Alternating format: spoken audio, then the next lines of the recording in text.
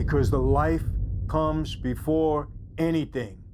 If you don't pay the rules, this whole darn thing falls apart. You must obey the rules. I'm getting the chills now because I'm thinking of the scene.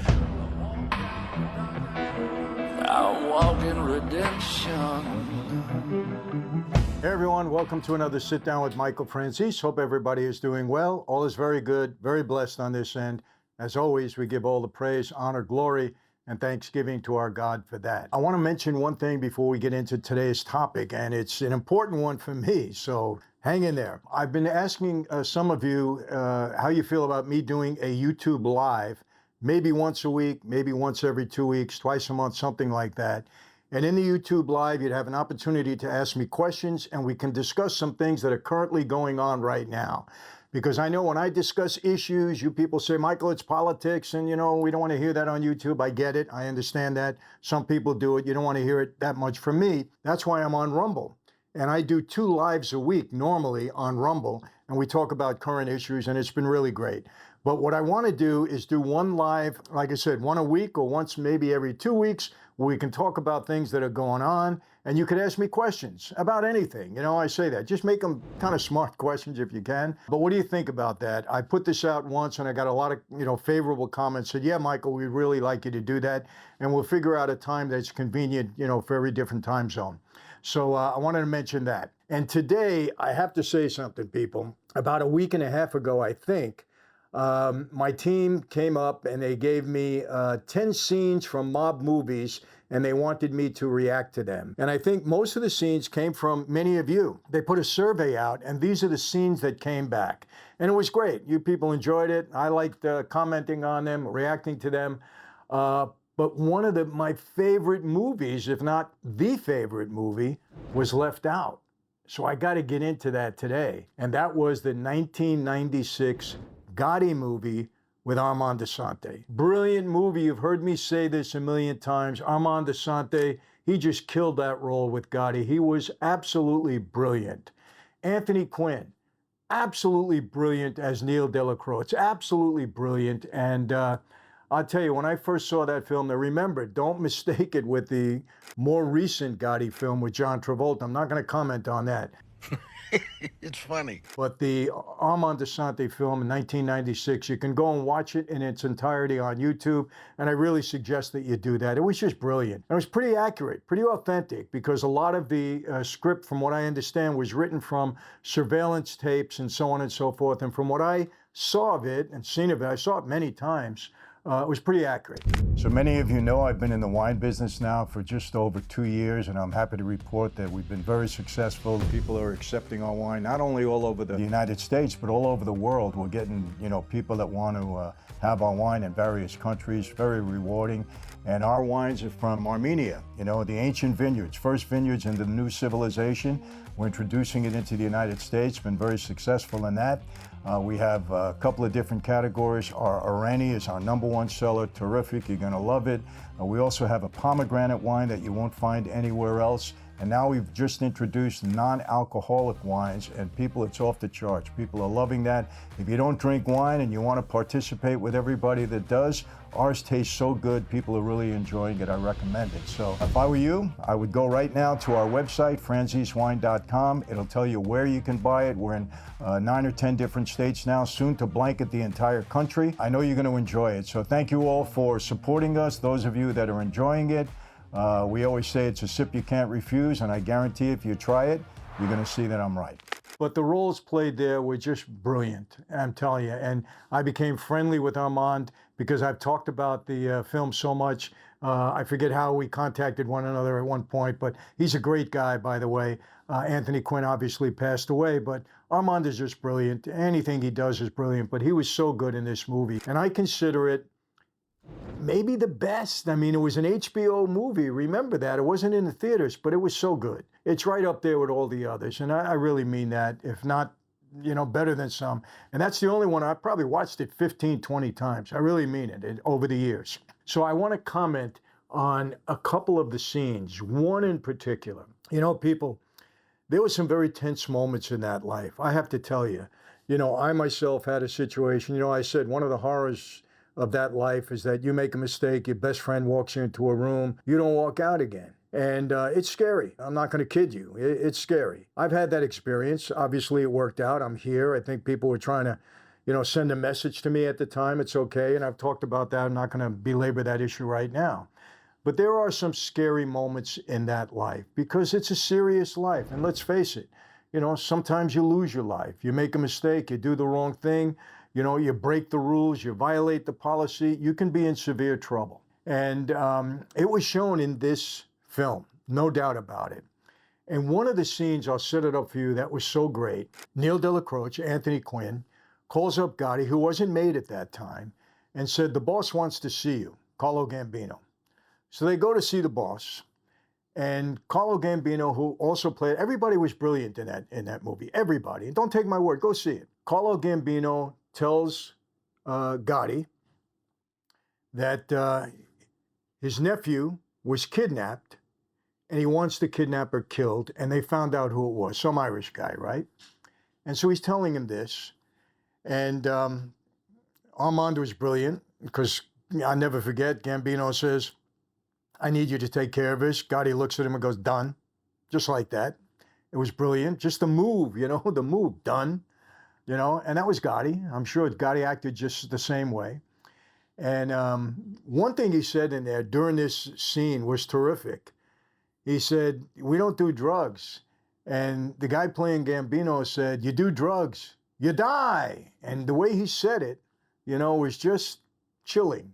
Because I know a lot of you say, come on, Michael, during my era, we were not allowed to deal drugs. And if you remember, one of the reasons, or a specific reason, that Paul Castellano put the hit out on Gotti and his crew is because they were dealing drugs. I don't know if John was, but his brother allegedly was, and some of the guys around him, were dealing drugs. We weren't allowed to do it. Were guys doing it on the side? Yes, they were. Come on. But we were not big drug dealers. And if you got caught and you were on the wrong side of the boss, you could die for it. You've been in serious trouble. And Carlo Gambino, no drugs. He was adamant about it. It was a terrific scene, right? So Gotti he fulfills the contract. I'm not going to talk about that. He fulfills the contract, right? But what happened is Paul Castellano, and again, during this scene, says, I want you to take one of my men with you. Now, Gotti didn't want to do that. He didn't want to do it. But he said, you got to take one of my men with you. So he has to do it. He speaks to Delacroce about it. And Delacroce says, just do it, basically. And boy, I got to tell you, Anthony Quinn, brilliant. I mean, he was so good. He's such a great actor, was such a great actor, but he was brilliant as Neil. So now they go to do the hit.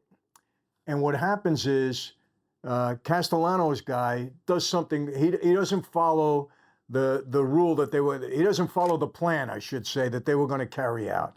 And he jeopardizes Gotti and his guys by not following the plan. So Gotti kills him. He has him killed afterwards, right? Paulie Walnuts from The Sopranos played Gotti's guy that killed him, right? It was a great scene also. Killed him in the street. So now Castellano's upset. Gotti killed a made guy in another man's crew. You don't do that. So there's a great scene where Anthony Quinn is with Gambino and Castellano, and another guy, the guy that plays Junior on The Sopranos. He was a consigliere at that time. And they're all talking about Gotti, and Castellano wants Gotti killed because he clipped his guy. You don't kill a made guy. Anthony Quinn is fighting for him. And it's going back and forth, back and forth, back and forth. We don't know how it's going to work out. Obviously, we did. Gotti didn't get killed. But the scene ends, and it's a brilliant, every scene is brilliant in this movie. So now, Gotti is in his bar, his social club is in his bar, and Anthony Quinn comes in, Delacroce, with two guys. Gotti's playing cards. Anthony Quinn, he's got the fedora on, he's got the coat on, and he said, Gotti, come over here. So Gotti goes and sits down. This scene was so intense, so realistic and authentic, I can tell you, absolutely, that it gave me the chills. Gave me the chills. Because Anthony Quinn, Delacroce, is really giving it to Gotti. You don't kill a made guy in another man's crew. And Gotti starts to, well, and Delacroce goes, shut up. You shut up and listen.